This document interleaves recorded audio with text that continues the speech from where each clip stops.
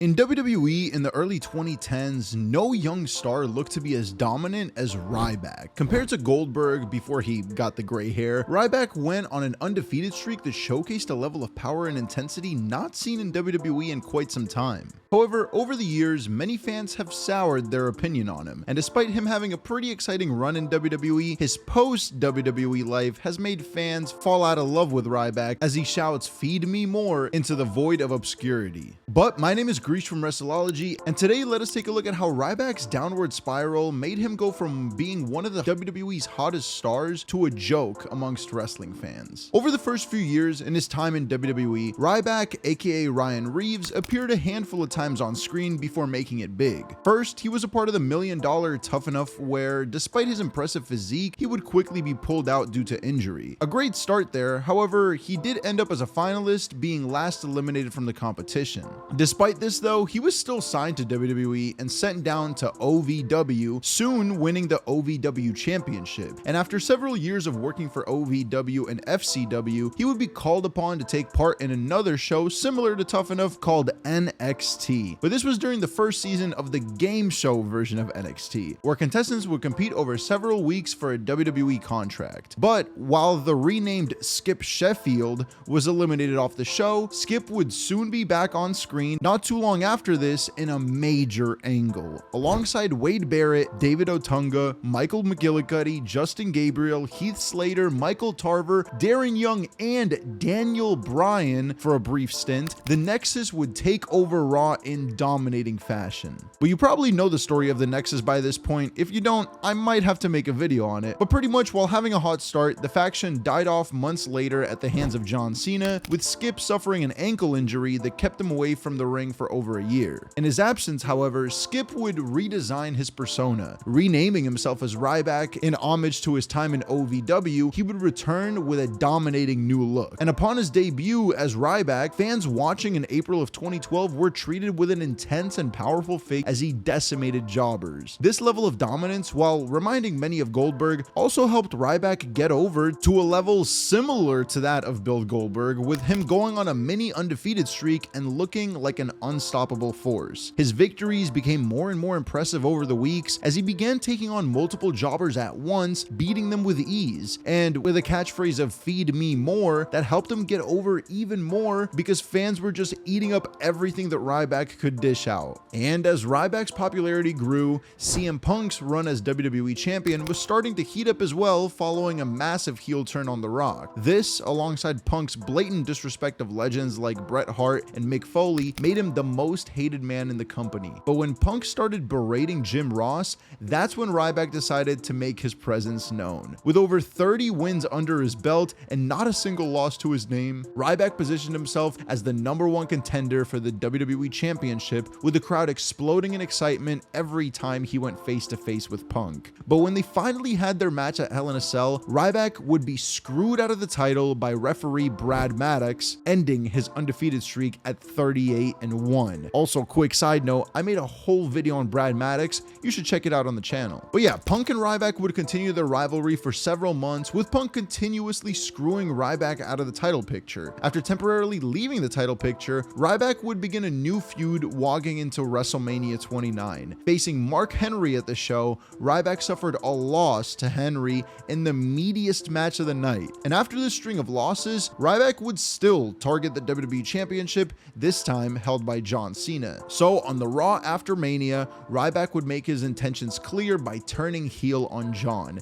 emphasizing the dangerous threat the champion was forced to deal with as Ryback looked to become the company's next main event heel. Their match ended in memorial fashion at Extreme Rules, where Ryback, in looking to destroy the seemingly invincible Superman, drove both himself and Cena into the stage, breaking through the backdrop in perhaps Ryback's biggest moment in the company. Neither man would be able to get up for the count of 10, leading this last man standing match to a no contest, and Ryback would fail to capture the gold in their rematch at Payback, with this being Ryback's last taste of a WWE Championship title opportunity. But after this, Ryback soon formed an alliance with Paul Heyman a few months later, but bullying the WWE roster alongside Heyman. He would help Paul in his war against CM Punk, with Punk and Ryback once again sharing the ring as the roles were reversed this time. Punk, now a babyface, was able to defeat Ryback at both Battleground and Hell in a Cell 2013 before concluding the rivalry by making Ryback tap out for the first time ever on Raw. After this, Heyman started berating him for these losses to Punk, and the two went their own separate ways. And after leaving Heyman behind, Ryback would form a team with Curtis Axel. Not only were they both former members of the Nexus, which is a pretty cool fun fact, but the two also shared a hatred for Heyman, as Axel was previously replaced by Ryback after failing to defeat Punk in his own right. The team, going by the name Rybaxel, do little to nothing during their run in 2014, with the team quietly splitting after Ryback underwent hernia surgery. Upon his return to the ring, Ryback returned to the old feed me more gimmick as a good guy, but found himself continuing to struggle throughout the months. He was a perfectly average WWE superstar now, with his position on the card, while pretty guaranteed,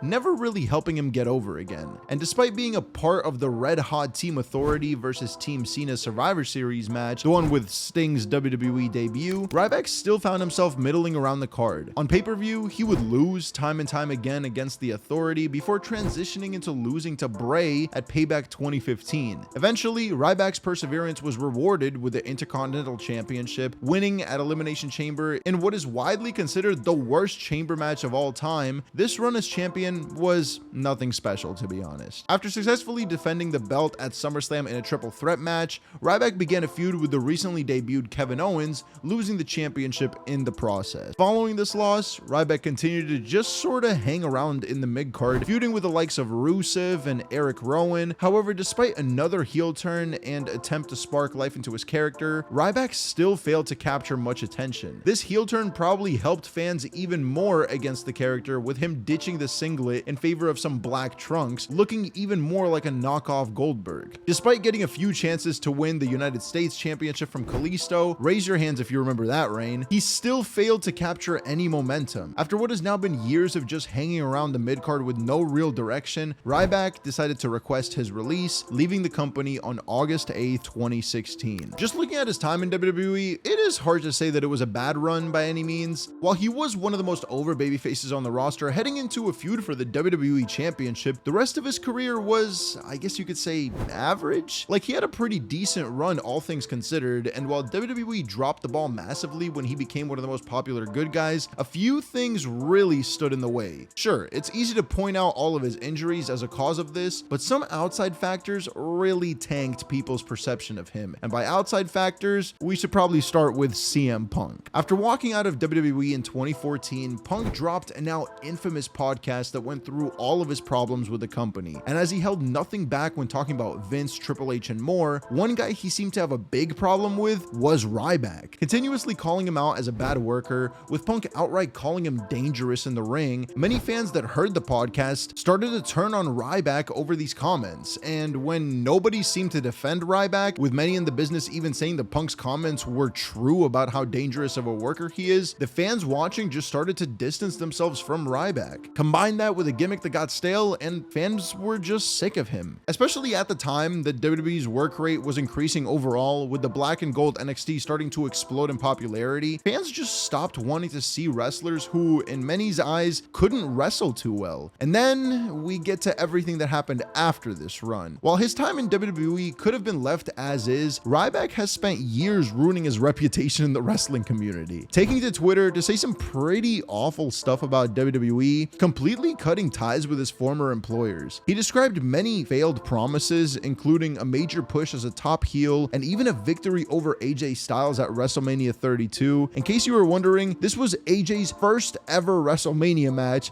and Ryback fought on the pre-show as many fans were still entering the arena, leaving his match against Kalisto to look like it was fought in 2020 during the pandemic era. This infuriated the man, and when he refused to sign over certain trademarks for the character to WWE, he could see that this situation was not going to improve and left. To stick it to WWE even more, Ryan Reeves legally changed his name to Ryback Reeves, keeping the Ryback name to use during his inconsequential run on the indies. But despite having a new name, Ryback's resentment towards WWE stuck with him, as shown throughout his Twitter account. Specifically, I want to address the tweet made shortly after his release, Vince. There, he decided to go after Vince McMahon himself, even going so far as to publicly wish death on McMahon, while also bringing up alleged abuse Vince went through as a child as a reason for Vince's control problems. A lot of it was pretty gross stuff to read, even if Vince is a total piece of garbage. These low blow comments about, at the time, the most powerful man in WWE went far past just any booking problems, and the highly personal animosity showcased by Ryback was pretty awkward for fans to read. From there, among other things we'll get into in a moment, Ryback went to places like YouTube and TikTok to try and keep his name relevant. However, as he uploaded things like mukbang videos and live streams, fans started to take him less and less seriously, as these attempts to stay relevant were pretty transparent. At the end of the day, Ryback is a clout chaser, and he continues to prove that by bringing up anything relevant in wrestling to try and cling on to that popularity. Ryback just kept burying himself deeper and deeper, talking about CM Punk, with Punk being a huge reason for his departure in his mind. It's clear he still holds a lot of resentment towards him. His hatred has blindsided him, and with comments like, "If Punk returns to WWE, I'd retire," biting him in the ass now that Punk is back in the company. And well, Ryback is still around on Twitter, trying to backtrack his statements about retirement now that Punk has returned, losing even more of his credibility. Following all of this controversy, fans were pretty done with Ryback. In a now hilariously infamous poll posted by Ryback himself, the question was asked, where did wrestling fans want to see Ryback next? Well, he was shell-shocked to see an overwhelming amount of people telling him to just retire from wrestling. Yeah, not even followers of Ryback wanted to see him wrestle anymore, as many fans just wanted to see him close this chapter of his life that he almost toxically holds on to. But then he decided to just repost the poll, getting a similar reaction, with legions of wrestling fans telling him to just give it up. So while Ryback's career may have been better than some, the post-WWE comments made both about and by him have tanked the possibility for a return. When he entered WWE, he had everything he needed to become a big star: the look, the explosive offense, and even a catchphrase. But as fans have learned more about how unsafe he is in the ring, combined with his unfavorable comments on social media, they all have turned away from him to let his reputation die. He showed promise in the beginning, with fans initially latching onto him. We as fans are sick of Ryback, and wrestling does not need another guy like him in the business. We don't need a world filled with hate speech, especially in the wrestling renaissance that we're in. And we certainly don't need another Goldberg clone that's dangerous in the ring. Feed me more? I don't know. Something tells me that we've pretty much had our fill. Thanks for watching, and subscribe if you enjoyed.